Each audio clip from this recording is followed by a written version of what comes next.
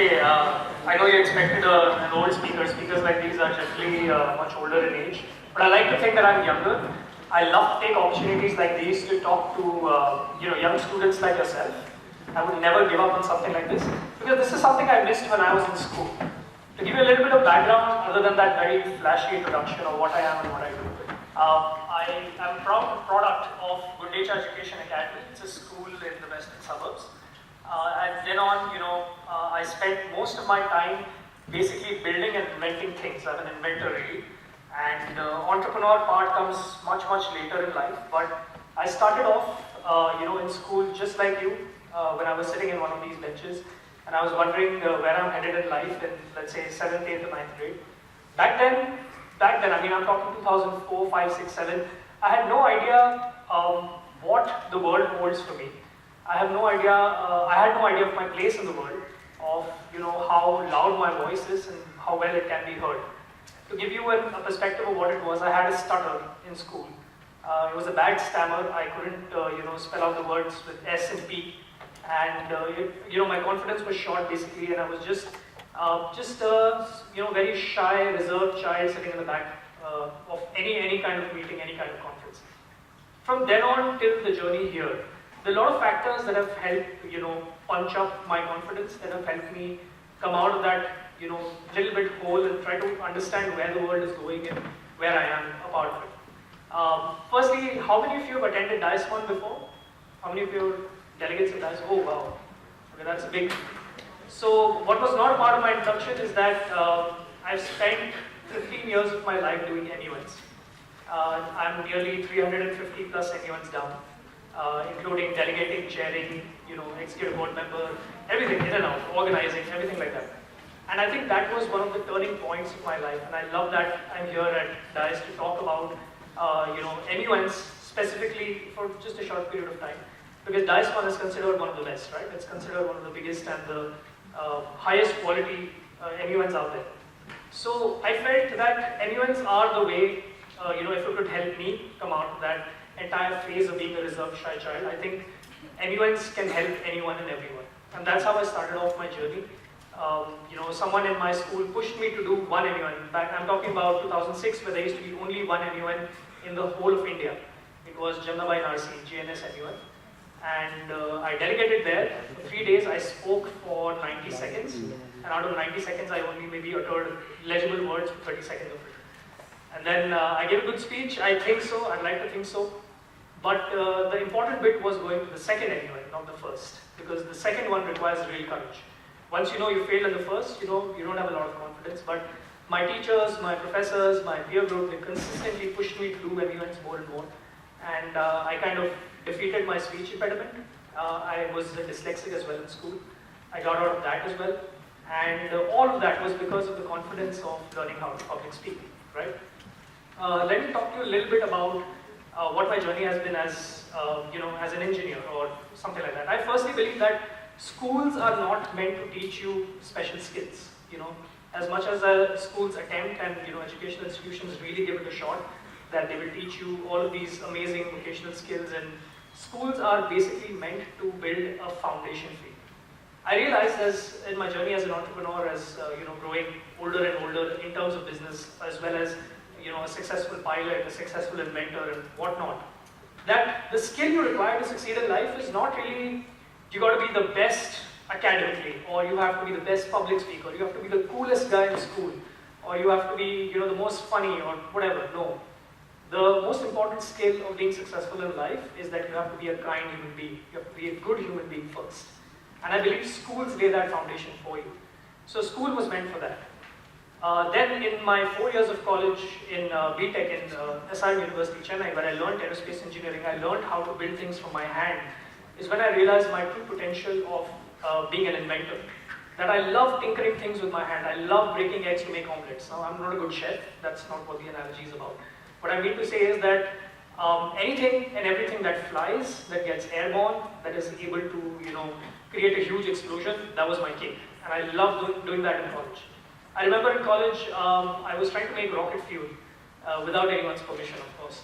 And I kind of blew up my lab. And it was, I know we can laugh about it now, but it wasn't very funny back then. And I know that it was a big embarrassment for me because firstly I didn't get the mixture right, which I felt very embarrassing for myself. But my professor comes up to me, a great guy. He was also my heat transfer astrodynamics professor, and he comes to me and he says, what did you do wrong? So with a head bowed down, I said, I should have taken permission, I should have applied for a part-time regulation on this, and I should have that. And he said, no. What have you done scientifically incorrect? What have you done wrong, really? I said, yeah, I think I maybe mixed the oxidizer more with the fuel. He says, yeah, that's right. So instead of reprimanding me, he said, take another lab, spend another 6 months, blow that up as well. That's got to be off campus, it can't be on campus. So what I'm trying to tell you is that, the lesson of the story is that I don't feel I am a self-made man. No one ever is self-made. I'm a result of all the opportunities and access that every one person in my life has given me. Someone who showed faith and courage when, I failed, and they decided to give me a shot. So the culmination of all of that is what we are at the end of all. And I personally believe that, when you're 80, 85, 90 years old, and you're on a deathbed, you're a senile old man who no one wants to talk to, and you want to talk to your grandkids about something, it should be a bunch of stories, a bunch of interesting and loving stories that you can tell and pass on as your legacy. So that's what I do. I just go out collecting stories. 2017, by the way, I come from an army background. My grandfather retired as a brigadier of Infantry 5, one of the golden infantry battalions of the Indian Army. In 2017, some very, very coward terrorists did something very bad in Pulwama. And I don't know if you've read about the incident, but and I was terrified. They entered, our base camps, and they shot up our soldiers while they were sleeping. And it was horrible. It was an act of cowardice. And I was very frustrated, so I wrote to the Prime Minister. And I said, I was very young. I was just out of college. And I wrote to him saying, if we can't protect our army bases and Air Force bases, which are supposed to be the most secure places in India, how can we then protect our cities, our tier 1, tier 2 towns, our parliament buildings, our high courts, and stuff like that? And I told him that, as someone who's really enthusiastic about this topic, I've had a couple of projects going on in college related to weapons technology. And I said I want to participate in programs like these. I want to help keep my soldiers safe. There's more than one way to serve your country. And to my surprise, he writes back the next day. And he says, Mr. Johari, if you have something interesting, I'd like you to meet the chief of DRDO in Hyderabad. So I fly down, and then on, I don't know how many of you have seen the movie Uri. So that's when I started my entire journey as a weapons specialist, as an entrepreneur, and everything else.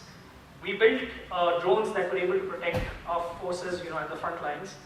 And it was just a prototype. It was nothing like that. And in the movie, my name's Rohan, by the way. If I never signed up for that. And they changed the name of my product, the look of my product, which is great. But in any case, it gave me a platform to start off a journey which is unprecedented. I never believed in entrepreneurship. I don't like the idea of starting a company by scratch and building something from the ground up. I didn't like it back then. Now I realize the difference it makes in the world is when you're free to build technology that you want, to see that impact in the world that you want to have. So we started off with that. There's a very, very popular man by the name General V.K. Singh, who was very recently the Minister of State for the Minister of Civil Aviation, and back then he was the Army Chief.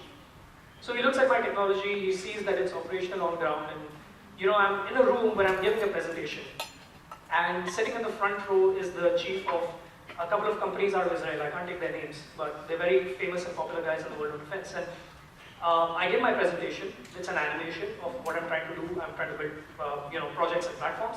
How many of you have seen Captain America, Winter Soldier? Yeah, okay, fair number of you. So I built India's project Insight. I built the first project Insight, which is able to, protect our borders and protect our forces. And you will not believe it, but at the end of my animation, the Israeli guys were laughing at it. They were audibly laughing at it. And that's not the sad part. The sad part is we had a couple of professors from IIT who were there to, validate the technology, and they were laughing as well. And this was a bit surprising because the general turns around and he asks them, what's so funny? Did the boy say something wrong? And the Israeli guys say, you know what, an Indian can never do this. India is far behind in this capability and it's really not possible. And the sad bit is that the IIT professor, he looks at the journal and says, he's not an IIT. A non-IIT can never do this.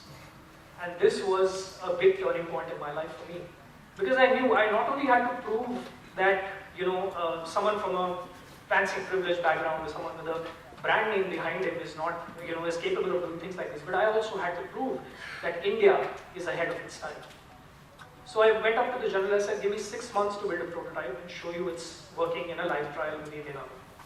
I worked day and night, my team worked day and night, this was a young startup, we were like 4 people. We worked day and night, and in 3.5 months, we delivered a successful trial right in front of the Israelis at the Indian borders with the Indian Defense Forces of the products that we made. And it was such a game changer there, because the Israelis were just dumbfounded, and then much later these guys come up to me and say, let's collaborate on this technology, let's us build together. And I said, sir, sorry, I am an Indian, I don't collaborate. When this technology is very politely, of course, he was very senior and I was very junior, and I told him, sir, maybe in 10 years, when this technology is obsolete to me, I'll sell it to you. Then you can build on it. Then you can do whatever you want to with the world. And then I go up to the professor, I don't want to take his name, he's a very senior, very well-respected gentleman, and I go up to him and I say, sir, not all smart students come out of IITs. That's the difference. What I'm trying to tell you is, this was not just one of the many instances I faced. Growing up as a young entrepreneur, all my introductions and everywhere in the, my bio and everything, it says youngest here and youngest there. And it might sound very fancy, but in reality, it's actually a deterrent to what you're trying to do. Every time I walk into a ministry meeting, they stare at me like I'm wearing a diaper, like I'm a kid. Like I don't know what I'm talking about. And I remember at a very popular ministry meeting, we were, in front of the Minister of Civil Aviation and the Minister of Defense, not the current cabinet, the cabinet before. And we were discussing about ASATs. ASATs are basically anti-satellite weapon technology. Rockets that you can launch from satellites against satellites. It's a very controversial technology and very difficult to crack, And I was in a room of maybe 12 or 13 people. And I was the last one to talk. I was given a total of 45 seconds to give my talk, to talk about what I think or what my opinion is. And I was the only one in the room with 3 degrees in aerospace engineering. And no one else had even a science background to begin with. They were all either from commerce or arts or something like that, or political science mostly. And that's what the reality is, that India is an early developer of tech, yes, but India is a late adapter of technology as well. It takes years to break bureaucratic hurdles, it takes years to, I'm not trying to discourage you, if you're in the weapons game, welcome, come over to this side, we love to have Indians over here. But I realized back then that I need to do something about policy as well. And I've been very, very passionate about public policy. Right at my days of MUN, the biggest kick I used to get out of this is I could go back home and debate with my parents about what I feel is the right solution to the Israel-Palestine issue, without being an Israeli or Palestinian. But just the fact that I've spent a weekend and a month before that researching about the topic, discussing, in fiery debates, and I don't know, MUNs these days are, more about the fun and show and all that, but back then it was only about debates. So I had that kick out of it that I could do that. So I got into public policy as well. I started working with, government policy panels, and I like to put this idea in your heads. Everyone wants to intern at an Apple or a Google or a Samsung or an Amazon. Everyone wants to do that. Try interning at NABARD once. You know what NABARD is? It's the National Bank for Agricultural Development. Try interning at the Ministry of Home Affairs once. Try interning at one of the, very, very rural, grassroots level NGOs that work with the government of Maharashtra. Just spend 2 months and 3 months there, and you'll realize the impact you have on the community and on the people is massive. I'll give you a very simple problem statement. There's an ambulance that goes in every village once every 2 weeks to check up on the community and check up. I'm talking about tier 3 villages, tier 4 villages in Maharashtra. And they go right out of Bombay here. You know what the biggest problem there is? They don't have frozen tablets. It's not fancy problems like diseases that they can't cure or they're fighting the COVID pandemic and all that is true. But in villages, the real problem is that a woman doesn't know she's pregnant. They don't know what pregnancy is. Up until the 3rd trimester, the woman has no idea that she's carrying a fetus inside of her. They just think that there's a certain disease which has made their belly grow to the abnormal size and it needs to be treated. And there's blood gushing out, and there are problems and stuff like that. And this can only be solved by us, by people with privilege, by people with background, with awareness, with education. And if you only intern or work with them for 2 or 3 months, you'll realize the impact you have on communities, on the world, on just starting in a village in Maharashtra to global impact. And this is a fun story of how I got in the United Nations as well. We were at an NUN in Rome actually. There's a Rome International NUN, I don't know if you know about Aman. And at Rome International, we were, I was delegating as repping one of the Indian agendas. And the agenda was the water crisis. And Israel faces the largest water crisis in the world that people don't hear of. And I wrote a policy paper there. It was not a very big policy paper, just about 3 paragraphs, on how we can use technology to change the course of a river in Israel, to make sure that both Israel and Palestine have equal share of river mandated by the United Nations. That was a very futuristic topic. It was very out of its time. No one really paid attention to it. But someone in the United Nations India High Commission caught eye of it. That's Dr. Akbaruddin, who's the permanent commissioner now. And he says, I want to meet this child, who is this boy? And the office reached out to me and I reached out to them and we had a fun time. And I decided that let's give UN a try. Now all of you aspiring, a lot of people told me, and I got a lot of messages on Instagram about this also, that a lot of you want to work in the United Nations later on and you want to do public policy. UN is not the fancy building in Geneva or New York. UN is not the headquarters and the bright blue diplomatic halls and stuff like that. UN is people with blue hats and white hats working on the ground in Lebanon, in Syria, in Jordan, in Palestine, in Morocco, in Algeria, in Ukraine, in Iran. That's United Nations. So if you ever want to get the true UN experience, my recommendation would always be that start from the ground up first. Because all said and done, it's bad salary. I'll just tell you, it does nothing for you. So if you ever are achieving or aiming for that, that's the right way to do that. I did 2 ground operations in the United Nations spanning across 3 or 4 months. And I realized that how difficult a life it is to be in the peacekeeping forces, to be, let's say, a harbinger of peace and harmony in a place that is riddled with conflict, a place which everyone is out there to kill you all the time. One fun fact about refugee camps: you might think that refugee camps are run by the UN, but actually refugee camps are run by agents of terrorist organizations, and they take over after 6 p.m. It's a complete hellhole, and the reason I'm giving you this, insight of the story is because you should know what the world is when you go out and start combating it. You should know what you're facing. So that was my journey with the United Nations. And then I got into developing, let's say in my journey of weapons technology. How many of you have heard of the Iron Dome tech? The Iron Dome, okay, quite a few of you, yeah. If you've ever done Israel-Palestine agendas, you'll understand. So I started building India's Iron Dome. It's a multi-sensor, protection system that protects India's airspace from rogue attacks of rockets, missiles, drones and satellites, fighter jets, anything that goes airborne. And I started with my Iron Dome protection in, let's say, 2018 and 19.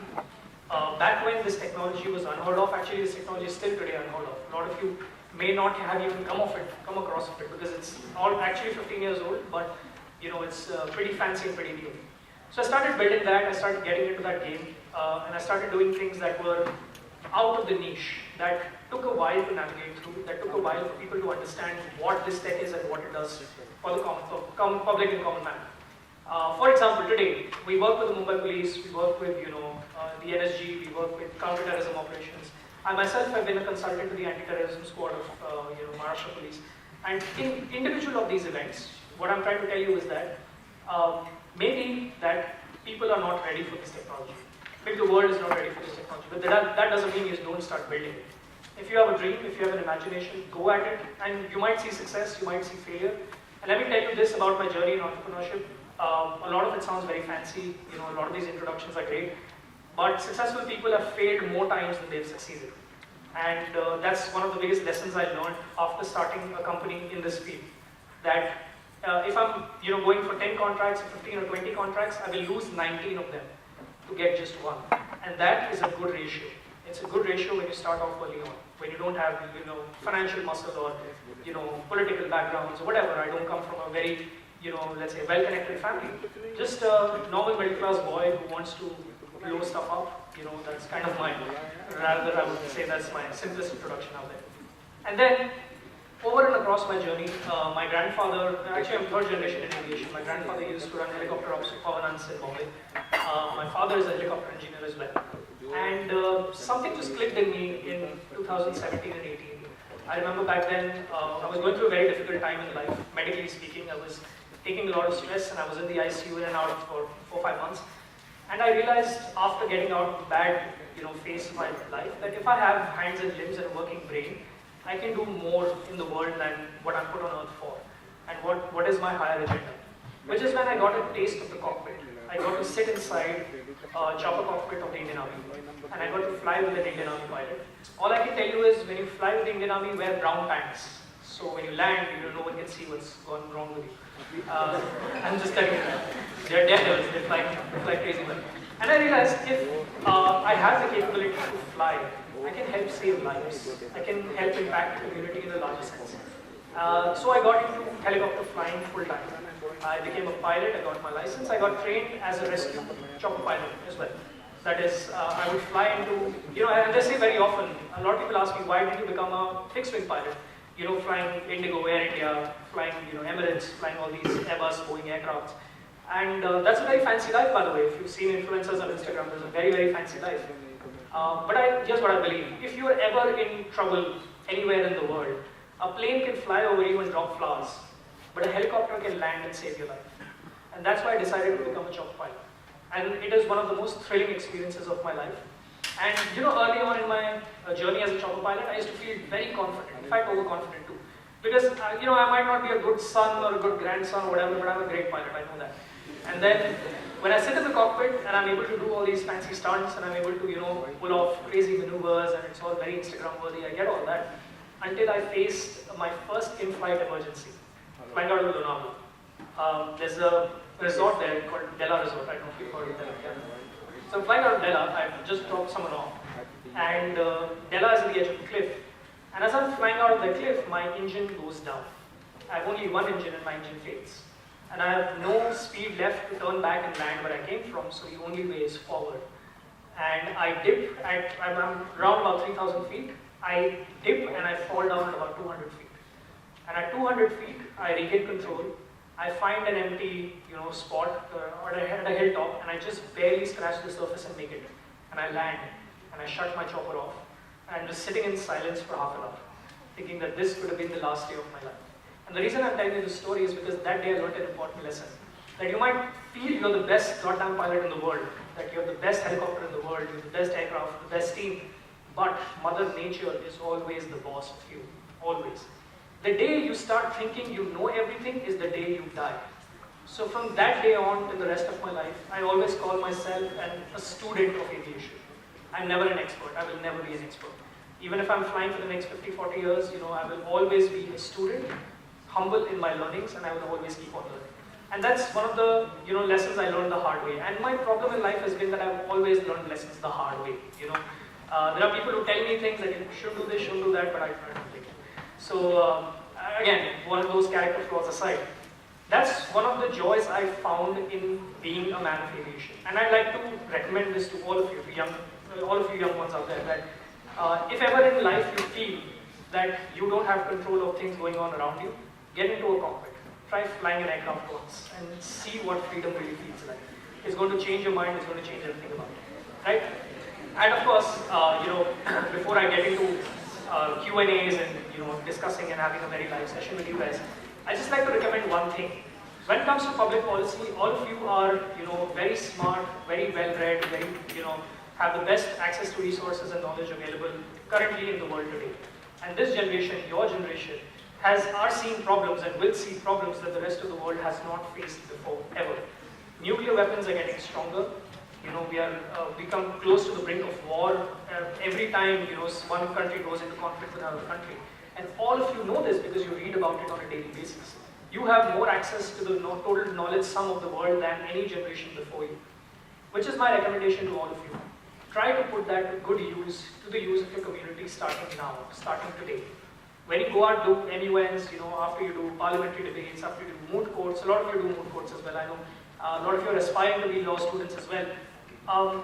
At the end of all of it, go back home, really reflect on what you've learned, and try to implement that on a daily basis in public policy. And I tell you what's the best service you can do?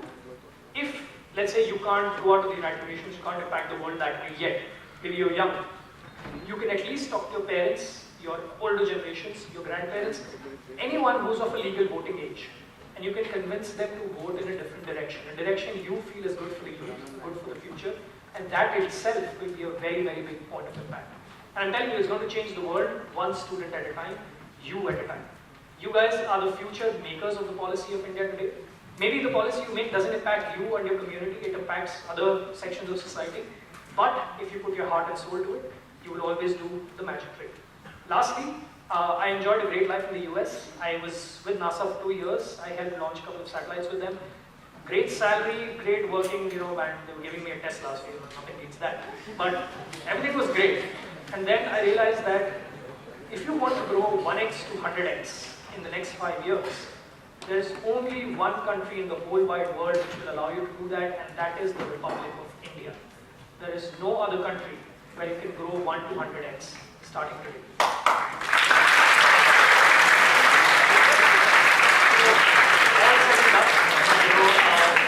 And believe me, my parents hate me for it. My parents were really frustrated. Firstly, they were very happy that the guys have actually gone out of the house and going to stay abroad for a while. But then I decided to come back to India, left a very cushy job at NASA, and NASA was everything I've ever dreamed of as a child. And I tell you, leaving with that note, the day my life completely changed is when the day I graduated out of Purdue.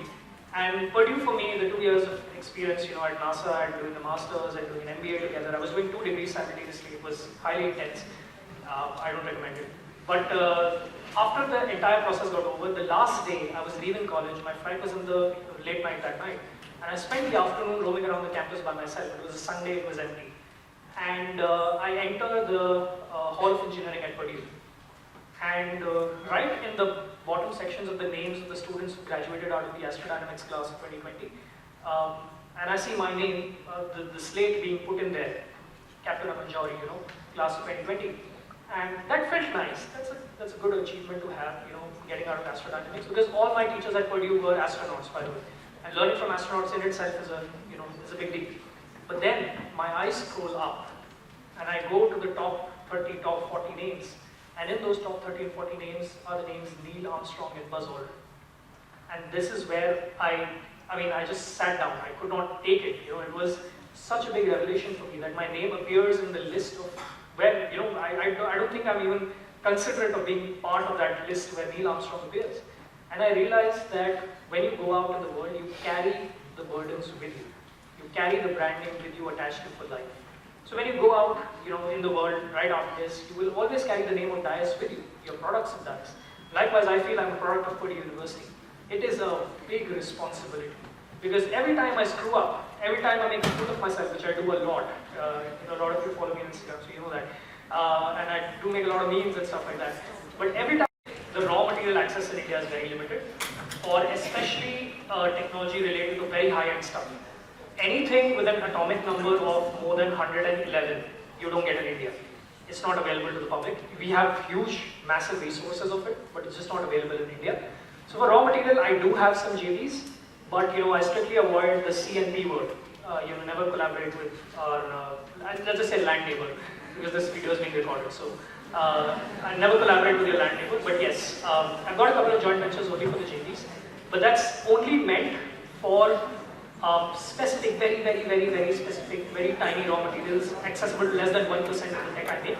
But I'm very, very proud in saying that whatever I build is made in India, by Indians, for India. So you definitely follow the Make in India? 100%, 100%.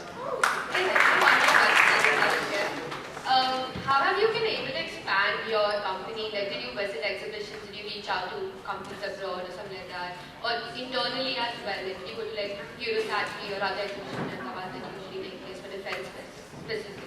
Yeah, of course. And one of the important reasons why, and I'd really like to put this on record, that my biggest supporter actually has been the government of India, has been the Ministry of Defense. Because they see a young guy doing indigenous stuff, they pick him up immediately, And I started when I was, 18, 19 years old, maybe 17, I guess. I used to build aero models back then, and I started getting into drones, satellites, rockets eventually. The ministry loves what I build, and they showcase me as much as possible. So not only that, I also got in touch with, let's say, foreign embassies. So the idea with foreign embassy is that the Prime Minister has what we call an advanced delegation. Before the Prime Minister visits a country for a deal, let's say they visit US for a deal with Boeing, they send entrepreneurs like us to go and talk about allied technologies, to go about, use as bargaining chips. that we've got tech that does this, and you've got tech that does that. Let's collaborate. Let's countries come together. So I became part of that. That gave me good visibility. But yeah, there are Def Expo and Aero India are things you can't miss. No matter how small or how big you are, you cannot miss those events. So I still do that every year. Okay, I have one more question. The then chairman of DRDO, Dr. Satish Reddy, sir, used to always believe in like startups coming up. Have you seen more firms emerging in the defense and space sector recently? Yeah, of course. In drones, there are 252 companies as of last week. We did a survey. In defense and aerospace and manufacturing, there are close to 150 companies. It's a ever-growing field, and if you ever want to jump into defense and aerospace, now is the time. So it's a great future. Thank you. Very good question. Yeah. Yes. Yeah. So, in continuation to her question, India has begun privatizing the aerospace sector. Like, I think you might know the Sarabhai 1, which is India's Falcon 1. What is your opinion on this privatization, and what do you think companies should do so that we can be as successful as SpaceX in terms of cost, production, all those factors? Okay, firstly, SpaceX is very expensive. I tried launching a satellite with SpaceX. It was costing more than the entire rocket that ISRO builds. It's crazy expensive. But yeah, that's a very good question. I am 100% in favor of privatization, because what privatization does is it gives a fair benefit to the taxpayer's money, because weapons are bought from your money, right? The tax that you pay. So privatization does that. The turnaround time is faster, and politics. Politicians will do their politics, and businessmen will make money, but the soldier has to fight, right? And the soldier has to fight on a daily basis. So we do counter-terrorism ops on, let's say, on a monthly basis. Actually, just today evening, I'm getting deployed on one of the borders, and it's a normal thing for us. I realized working, side by side, Army and Air Force officials and actually staring enemy in the eye, we are no longer fighting a conventional army anymore, by the way. We are not combating the Pakistan army, that doesn't happen. We shell at each other from 30 kilometers away, and that's all we do, and because there are rules of engagement in place. Right, I'm sure all of you have heard about Geneva Convention and Kyoto Protocol and stuff like that. There's ways you can, combat.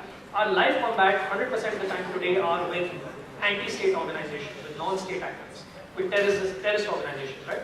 And the only way you can beat them is by privatizing. And conventional weapons take 1 year, 2 years, 3 years to get inducted, but private, companies in this space who are looking to not only develop new tech but innovate are able to do it much faster. And let me tell you this, there's no silver bullet out there. A lot of army officials ask me, if you give me this, will I be secured on my border for the next 10 years? And I said, no, honestly. There is a weapon to every anti-weapon to every weapon. There is always, and believe me when I tell you, the enemy doesn't rest, and heroes can't rest if the enemy isn't resting. If we are thinking one step ahead, they are thinking 3 steps ahead, and they know of our tech, they know what we're building. Not all of it, but they know what we're building. For example, the new BrahMos. If you read on the BrahMos, the official website says 6,500 kilometers is the range. But if you're a student of aerospace and you study its dimensions, you'll know that that's not even the half of it, actually. So we don't reveal everything that we have to, but yes, we have to privatize, we have to move fast, that's only the way forward. And I don't know, you just called me the Tony Stark today. Give me 6 months, I'll fly in a jetpack. And I'll fly down here and I'll successfully privatize world peace. That's the idea. So,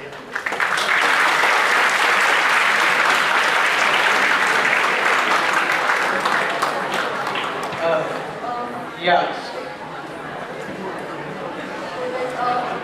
I read aerospace sometimes, and I realize that there are a lot of 5th, 6th generation fighter jets and these programs being developed. Are you working on anything of that sort? And what are your plans of if you have any ideas on that sort of side of work?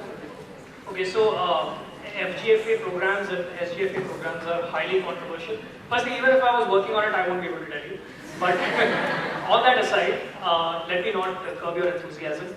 6th generation fighters will be the future. And in the future, there's not going to be a pilot in the cockpit seat. It's going to be 100% unmanned. We are already 30-40% unmanned. The missions we do on the borders, and I'm telling you this, the no man's land is, let's say, 5 kilometers out of the Durand line or 5 kilometers out of the Manmohan line. The last battalion that we have of the Indian Army is at any given point, even in the times of conflict, at least 30 kilometers before the Durand line. We do everything unmanned. The fight in the future is going to be for technology, with technology, And believe me when I tell you, the fight of the future is going to be for water. It's not actually going to be for land. It's going to be for water access and resources. So for that and for the future of the battlefield and wherever we're looking at, tanks are going obsolete. I never thought that an Arjun Mark II will become an obsolete technology. There's an obsolescence management plan developed for these tanks, where you would remove the people inside the tank and make it remote control. So it goes out, it's okay if you blow up 3 of ours, we'll blow 30 of yours. That's kind of the idea. So you have to operate at an overwhelming force. You can't operate with one single squadron of six generation fighters. Each squadron has about 40 to 42 aircrafts. You need at least 10 squadrons today. And let me tell you the edge we have over other countries. Let's call them Charlie, okay? There's a country Charlie, which is northeast of us. And, I didn't say it.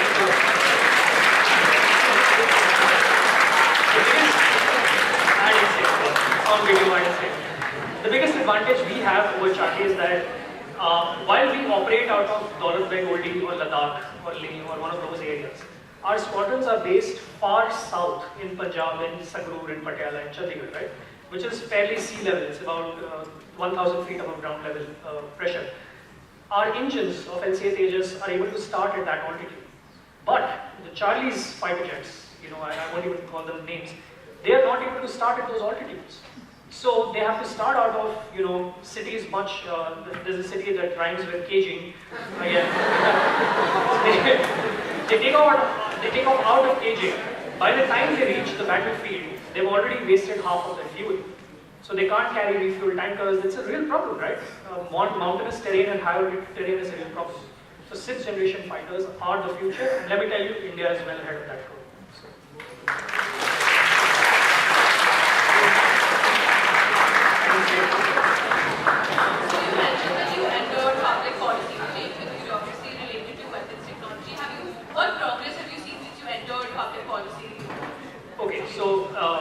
I can tell you, directly answer your question then. GST at any given HSN code of critical materials is at 18%. For the defense and aerospace sector, it's actually 5%. And that was the direct impact of the public policy. It was a huge fight. It was an uphill battle. But once we were able to make people at the top understand, including the Honorable Prime Minister himself, of what we're trying to do, the movement was pretty fast. And credit where it's due. We've got the new Minister of Civil Aviation who just took charge a couple of years back. And he's an ex-Stanford, Princeton guy. He comes out of the US and he studied abroad like us, and he comes and he's a no crap man. He says, whatever you want, give me 2 slides in black and white. Just tell me what you want, when you want it. And if it's for the good of the country, he gets that change done. And that's the politics of modern India. The new young ministers with a lot of blood, a lot of passion in their bones, they're able to change policy very fast. So it's a great environment to work in. That's why India is a great place to work.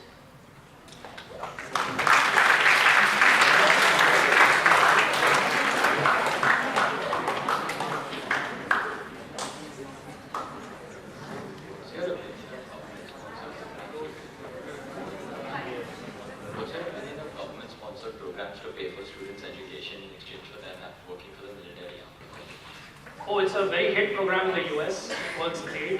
3 of my 4 roommates in the US were a part of that program. And not just that. Now, here's the thing: if you want to succeed as a military man, in uniform as a career, you have to keep learning new things. You have to upgrade yourself with technology.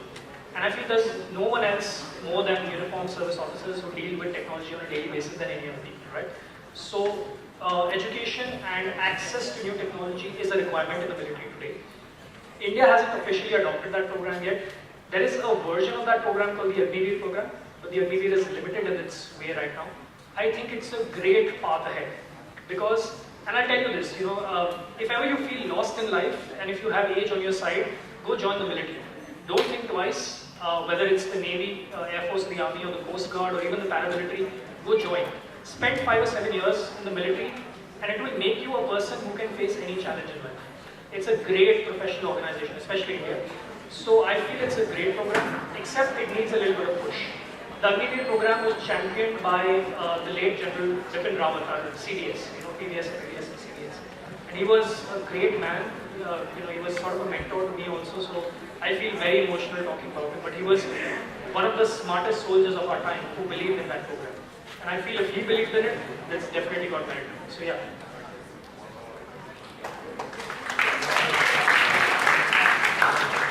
So you spoke about the defense technology, the border defense technology that you've pioneered. So what I wanted to ask was, how important to you is serving the country and defending our borders from our land neighbors, as you call them? And if you could possibly reveal or give us some inclination, what is the most high stakes encounter which the technology has been applied to defend our country from our land neighbors? Okay, so of course I've changed the names and I've changed the titles and everything, of course. But yeah, a couple of years back, it was one of the most important festivals of India. All the VVIPs, including the Honorable Prime Minister. And he's been like that since he was the Chief Minister of Gujarat. He loves visiting the forward posts and he loves traveling to the forward areas. And at that point, there was a direct inclination that there is going to be some sort of a movement, from the other side. And we were deployed in real time. We were airlifted out of Bombay. We were dropped in the place where we were doing this operation. We were there for 22 days, 23 days. We were in a bunker with our, bulletproof vests and a tiny Beretta in our hands. That's all we had. But we were there, holed up for at least 22 days, setting up everything, trying to gain access to, doing surveillance basically, trying to figure out when and where and how and which form are they looking to strike. And in 22 days, it gave me PTSD word for 7 years, by the way, those 22 days.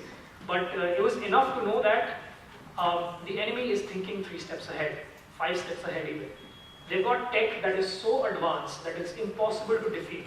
For example, I've got a radar, right? And my radar catches, let's say, drones or aircrafts. They not only know how strong my radar is, they know how to defeat my radar as well. They know how to fly so slow and so low that I never get a spot on my radar. And if I don't get a spot on my radar, how do I know what's coming to attack me, right? Thankfully, I realized this in 3-4 days. And we rewrote the code there on the field itself. We tried to do a little bit of modifications, a lot of jugaad as we call it, on field. But I remember, not on the day, but a couple of days before, there were 12 times that side and those men tried to, create ruckus here or tried to attack us, and 12 out of 12 times we were able to defend. And we were able to defend them.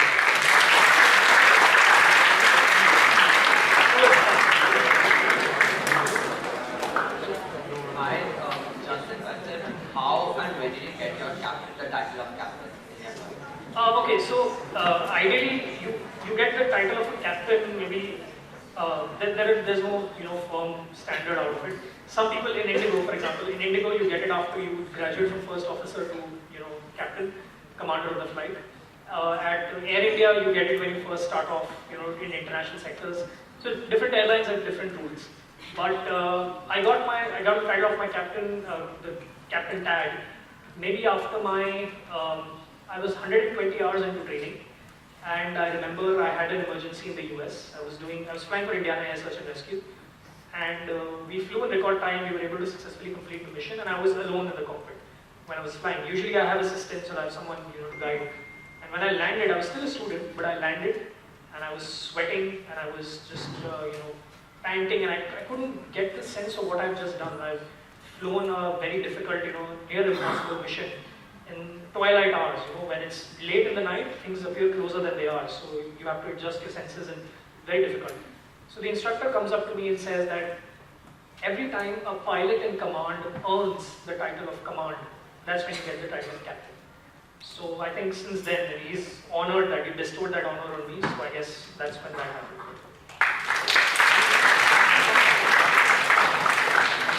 Yeah, hi. So you earlier discussed a little bit about your experience shifting from weapons technology to public policy. Can you discuss a little bit about how that went about, what are the challenges you faced, stuff like that? Just elaborate. Yeah, biggest challenge in public policy is people always think you don't know what you're talking about. I was at a policy meet regarding repair and overhaul of aircrafts. And it's an important point. If India wants to become an aviation hub, you need to do repair in-house. Today, all the aircrafts that all the Indian airlines have, including Go Air, Vistara, AirAsia, whatever, they go abroad. And it was a very important policy decision to be made.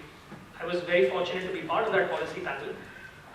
But no one really cared to listen to me in the first few meetings, And despite that, I've had years of experience working with Etihad and Air India on the same issue. So I know what the problems they face. First is breaking the age barrier.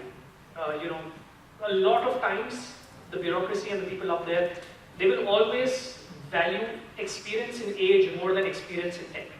They say, if you're 40 years in this industry, you have way more experience than someone who's just 5 years in this industry.